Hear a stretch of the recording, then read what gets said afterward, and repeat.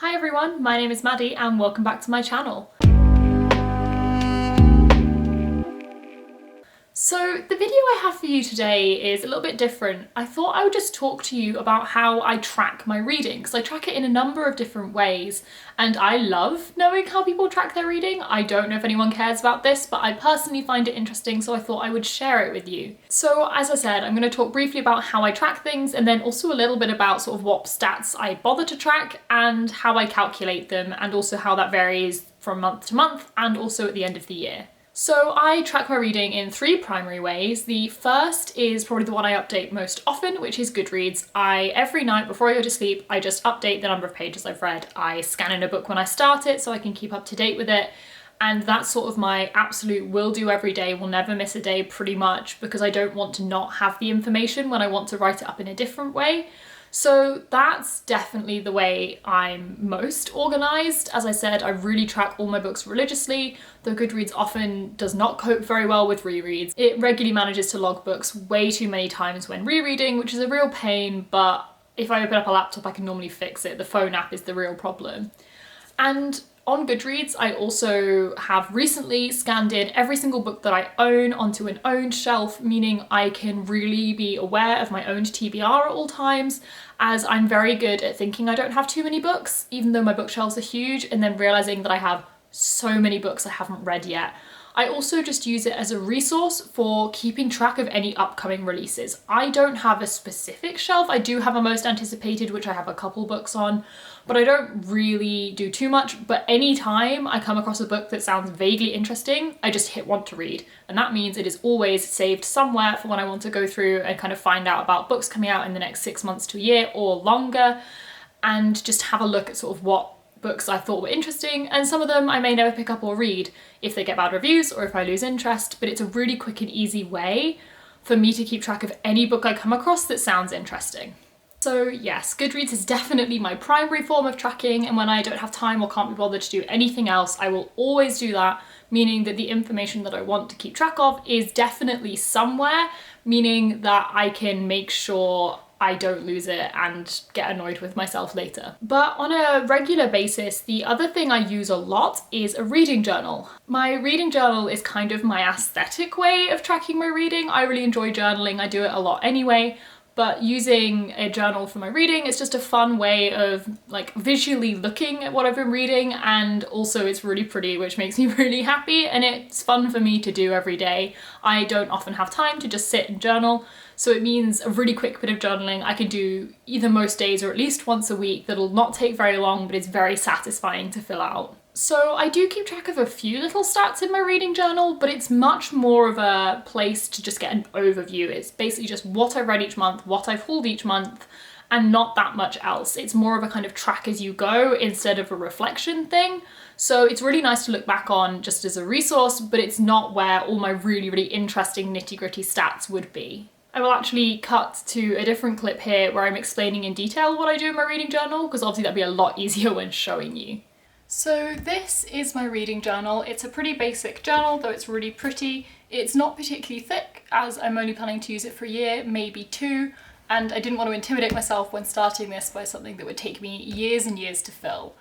So I left the first page blank. I'm planning to do a 2020 title page at some point, but I haven't got around to it yet, and it's June, so we'll see if that ever happens. I only do 2 spreads each month, the first of which is this. And the first little detail I wanted to point out is at the top, I have just highlighted January, so I know which month it is without having to write somewhere big that it was January, and it saves the hassle of doing a cover page every month, as that's something that would take me a lot of time and a lot of planning that wouldn't be particularly useful to actually tracking my reading. So these 2 pages, you can see at the top the title. So the first is the books read page. This is just a list of books I read, and I write down the title of the book as I pick it up. So when I start the book, the title gets written down, as does the author and obviously the page count. And then when I finish the book, I write in the number. So you can see here, I did read sort of 1 book at a time, and I read them in chronological order. So the numbers from 1 through 7 go in the same order as I picked the books up. And then obviously I put the star rating in You can see here I didn't finish The Unseen World in January, so although it was written down that I started it, it doesn't have a star rating nor a number because that will carry over to February.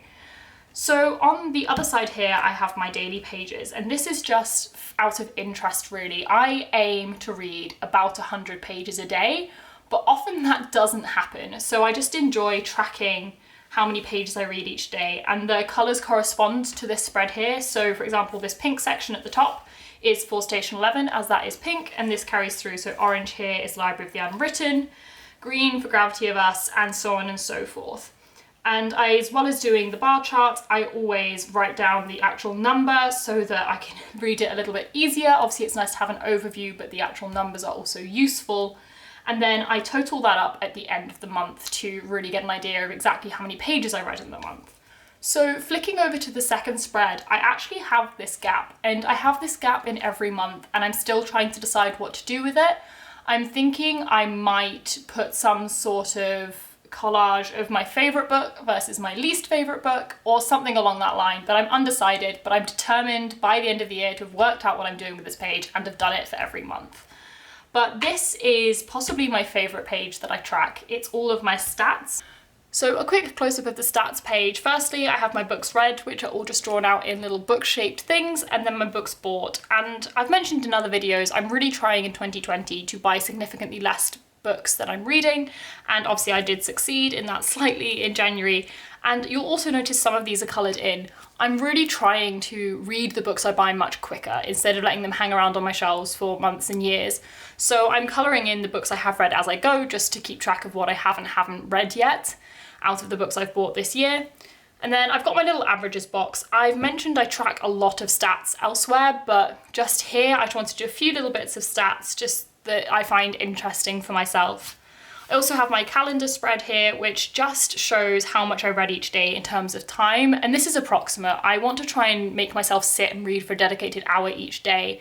And so if I've got a full box, that means that I did manage to read for an hour. If I read for less than an hour, and that means anything from 5 minutes to 55 minutes basically, then I get a circle because it shows I did read but not very much. And then obviously there's a couple of days where I didn't read anything at all, which is always going to happen, however much I try not to. It's just inevitable with how busy I tend to get. Then here I have my goal progress bar, which will gradually fill up during the year. So I aimed to read 72 books this year, and I read 7 in January, so the first section of that is just filled in. And then moving down, I just have this here, which is just a really small little visual thing so I can see which books I read. It's just a photo of a stack of all the books in the order that I read them from top to bottom. It's just a nice quick visual way of seeing what I read in the month. So just very quickly to show you how I would carry a book over, as I mentioned here, The Unseen World I did not finish in January, so it got carried over to February. So this is my February spread. You will also notice possibly that the colours are slightly migrating. So I'm going in a rainbow throughout the book. So each month is the next colour in the rainbow, just because I thought that would look nice and be a bit of fun. And so I had a much better reading month in February. I read 11 books.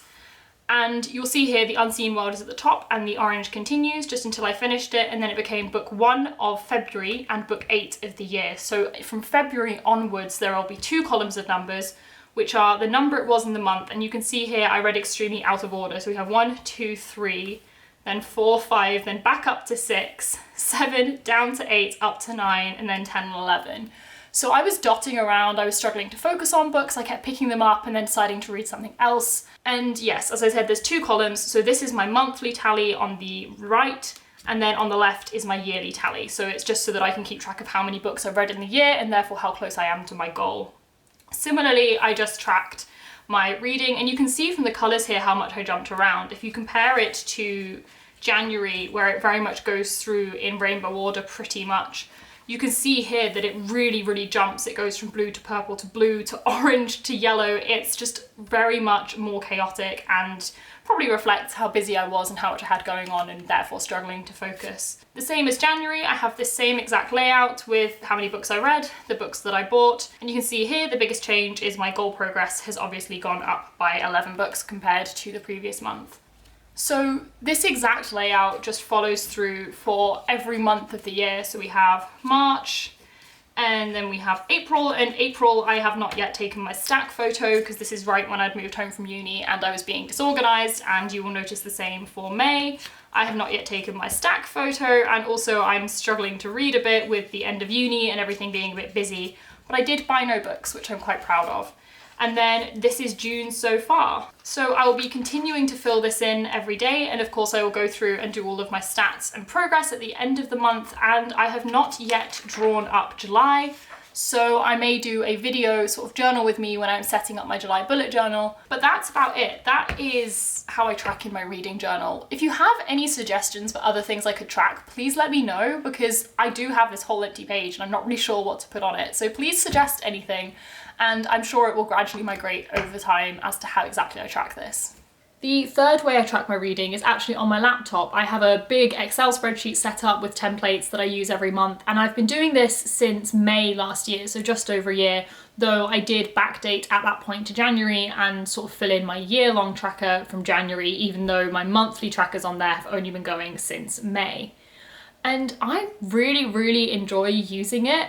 It's a very clear way, and also whatever happens, I always have it saved because it's digital, which is a really nice safety net for if anything ever happens to my reading journal. And it's much easier to track stats because in Excel, you can do a lot of maths and you can form graphs and all sorts of interesting things.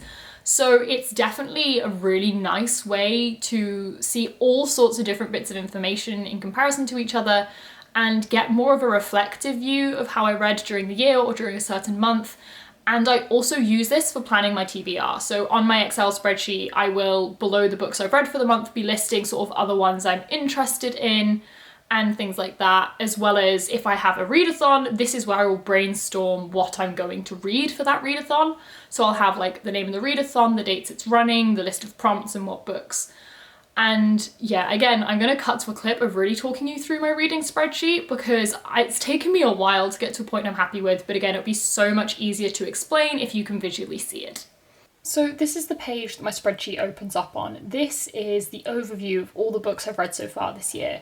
So they are listed down the side here. The colours represent each month, so January is pink and then February is orange, and these colours also correspond to the journal you saw earlier. And in here, I just track the book title, the author's name, the date that I finished the book, how many pages it was, the rating, what genre it is, though honestly, this is just my personal sort of opinion of genre. It's often difficult to work out what genre it would actually be, so I just sort of class it for myself, what age range it is written for, when it was published, and whether it was written by a male or female author, and I also have an option for either both or non-binary. And so this is just a really nice overview of the books I've read so far this year, and I do a little stats at the end of each month, just how many books I read and how many pages it was. And then over here I have stats which are averaging out all of the books I've read so far this year, so the average rating I've given, the average number of pages I read each month, the average book length, and then how many authors of which gender I have read. So this is just my very brief overview, which is just nice to look back on what I've read so far this year. So an example of a monthly layout, this is my January layout, and this one's a pretty clean, basic one. So I just have the books I've read, the date I finished them on, and the number of pages. And you'll notice this little key here. So I frequently use a random number generator to work out some prompts for me to follow for the month. It just helps me focus my reading a bit. And so I then select books for each prompt and try and complete them, which I managed this month, but then the darker green are books that I read on top of those prompts. And then April's a good example of where I didn't really do many prompts. I was going to get my dogs to pick a book and I didn't really end up doing it, but that's what that was. But here I was taking part in the owls, so I wanted to track what the prompt was, what you had to complete for it, and the book I could read. This month, I've not generated myself any prompts at all. It's just not something I felt like doing this month, especially as I was taking part in the month-long readathon for Make Your Myth Maker. I track all of this all year so that I can create all those graphs at the end of the year and do a very in-depth stats video, and just because I personally like to look back at it. So yes, that's how I use my spreadsheet. I don't know how much sense it makes, but it's something I've developed over the past 2 years and I really enjoy using it, and it's a great resource for me.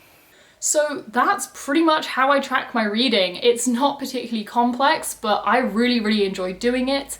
And looking back on it is so great. And I'm really excited in like 5 or 10 years even to be able to look back on exactly what I was reading and when and see how my reading patterns have changed, what kind of books, but more so how much I'm reading, when I'm reading. Is there a specific pattern as to how busy I am compared to how much I read? Because you would assume the more busy you are, the less you read, but my second best reading month last year was the month I had all my university exams because I just needed that relaxation which reading brings. So it's just really interesting to look back on, and I'm really glad I've got into the habit of tracking everything really well, and I hope I continue to, though I will imagine that it will very much change over the coming years. So that's it for this video. Thank you so much for watching if you've made it all the way to the end. If you enjoyed this video, please give it a thumbs up and let me know down in the comments how you track your reading. I'd be really interested to know. And also subscribe if you want to see more content from me, but that's it. So all my other socials are linked down in the description if you want to connect in any other way. And that's it. So bye, and I'll see you in the next one.